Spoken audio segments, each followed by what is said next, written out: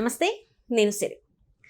Unstable season 4లో అయితే అల్లు అర్జున్ గారి హల్చల్ అయితే నడుస్తుంది. సో ఇప్పుడైతే అక్కడ అల్లు అర్జున్ గారు మెగాస్టార్ చిరంజీవి గారి గురించి కొన్ని వ్యాఖ్యలు అయితే చేయడం జరిగింది. అవి ఏంటనేది మనకు తెలియజేయడానికి ఇప్పుడు మనతో పాటు ఉన్నారు ప్రముఖ సీనియర్ జర్నలిస్ట్, సినీ క్రిటిక్ జగదేవ్ గారు.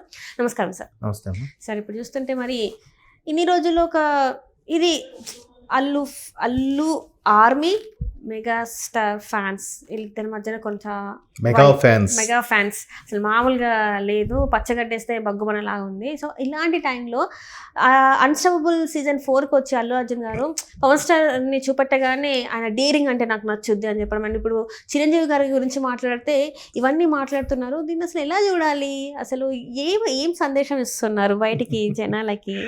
ఇది ఒక విధంగా ప్యాచప్ వర్క్ అంటారు. అంటే ఎక్కడెక్కడ ప్యాచప్ వర్క్ చేస్తారు కదా, అట్లా అన్నట్టు కూడా ఆల్రెడీ రోల్స్ అవుతున్నాయి.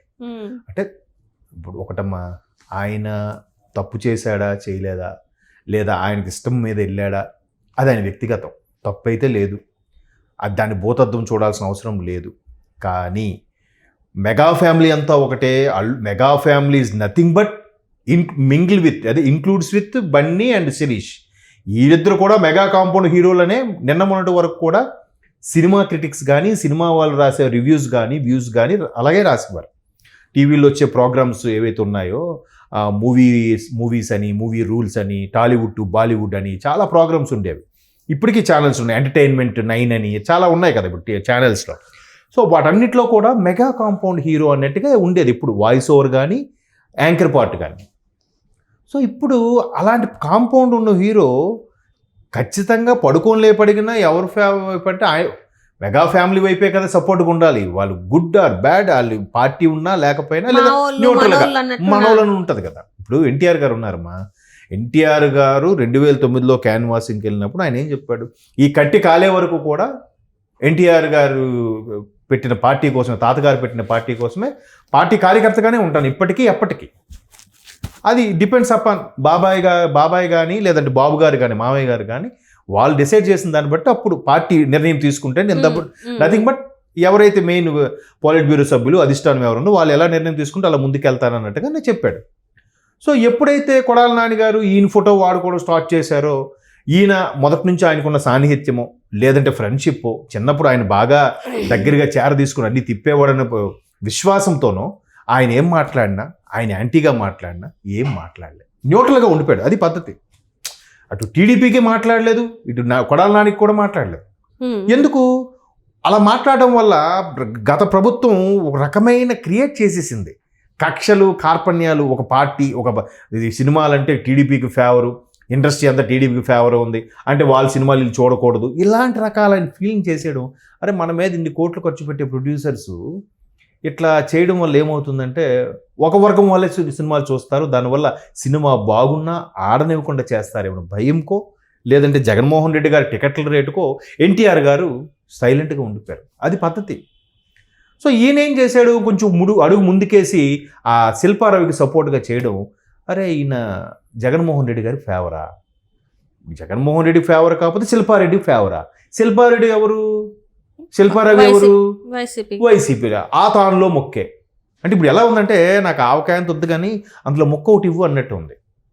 ఈ మొక్క ఆవకాయలో ఉందే కదా, నాకు ఆవకాయ ఇష్టం లేదు, ఈ మొక్క ఇష్టం అంటే ఎట్లా? జనాలకి అలా పోర్ట్రే అయ్యింది.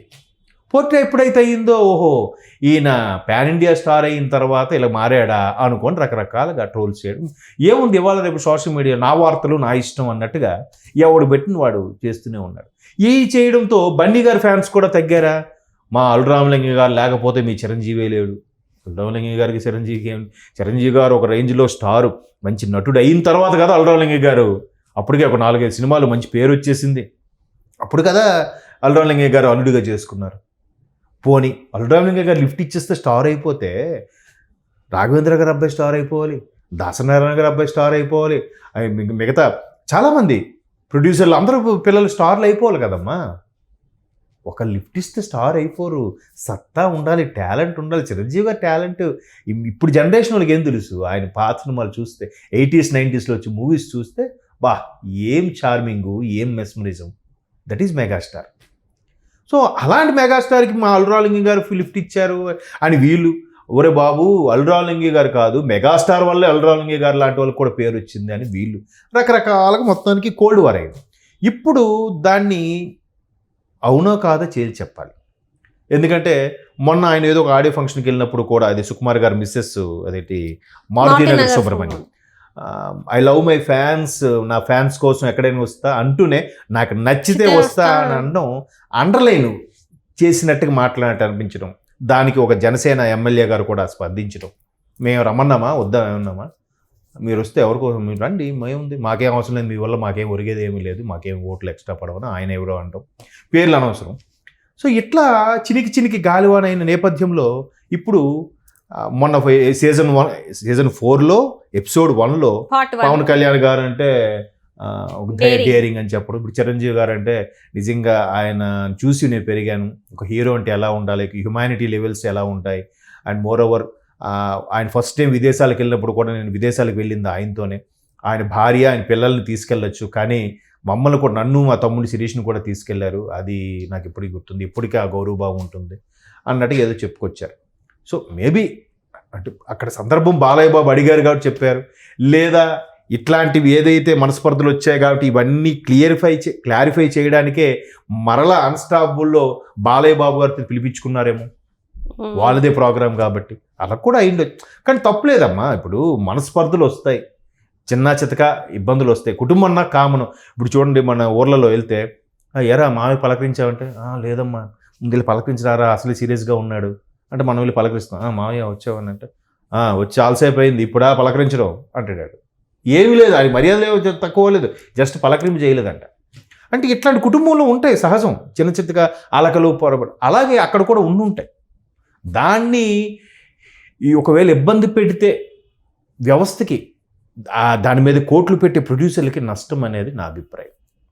బట్ అవి దృష్టిలో పెట్టుకొని ఈ ఆచితూచి అడుగేయాలనేది కూడా ఒక వెర్షన్.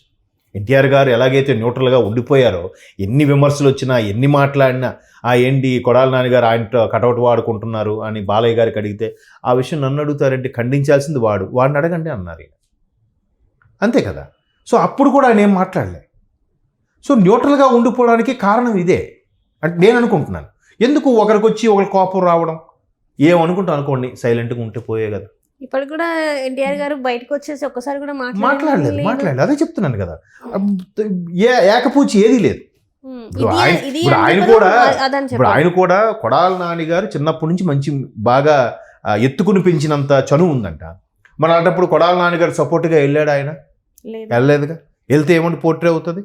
అదేంటది, ఈయన మహానటుడు ఎన్టీఆర్ గారి మనవడు హరికృష్ణ గారు అబ్బాయి, ఒకవైపు బాబు గారి మేనగోడలు కూతుర్నే కదా చేసుకున్నారు లక్ష్మీ ప్రణతిని. ఆ రిలేషను ఇన్ని వీటి వైపు ఉంచుకొని ఈయన అటువైపు సపోర్ట్గా వెళ్ళడం ఏంటి అని వస్తుంది లేదా? అక్కడ కొడాలి నాని మీ ఫ్రెండే, చిన్నప్పటి నుంచి ఫ్రెండే వెళ్ళలేదు, ఈయన ఎక్కడో వాళ్ళ మిస్సెస్ ద్వారా ఫ్రెండ్ అయ్యేదానికి ఈయన ఎలా వెళ్తాడు? సో అలా వెళ్ళడం వల్ల ఆ విధంగా పోర్ట్రే అయ్యింది, అవుద్ది కూడా. సరసంగా అలాగే ఆలోచిస్తాం. మనిషి మనం అంటే ఏం చేస్తామంటే తెల్ల కాగితం అంతా వదిలేస్తామమ్మా, మచ్చేంటి అదే చూస్తాం, తెల్ల కాగితం చూడం. సో ఇకపైనైనా జాగ్రత్తగా వెళ్ళాలి, తప్పదు. ఫ్యాన్స్ కోసమో లేదంటే ఎన్నో కోట్లు ఖర్చు పెట్టే ప్రొడ్యూసర్స్ కోసమో, ఎన్ని రకాలుగా ప్రత్యక్షంగా పరోక్షంగా ఆధారపడే 24 క్రాఫ్ట్స్ యొక్క ఉద్యోగుల కోసమో, ఆ శ్రామికుల కోసమో కంపల్సరీగా ఆచితూచి అడుగేయాలి, మాట్లాడాలి, తప్పదు. ఒక ఇమేజ్ వచ్చిన తర్వాత ఏం మాట్లాడినా చెల్లుతుంది అనుకునేది చాలా కష్టం. మేబీ ఆయన తెలుసో తెలియకో ఇదయ్యింది, మళ్ళీ కలిసే ప్రయత్నం మేబీ వాళ్ళు ఒకటే కలిసే ఉండుండొచ్చు. మనము ఫ్యాన్స్గా కొట్టుకోవడం వీళ్ళే కానీ చూద్దాం మరి అది ఇంపాక్ట్ పుష్ప మీద పడుతుందో లేదో అనేది మనం చెప్పలేం. Thank you so much sir.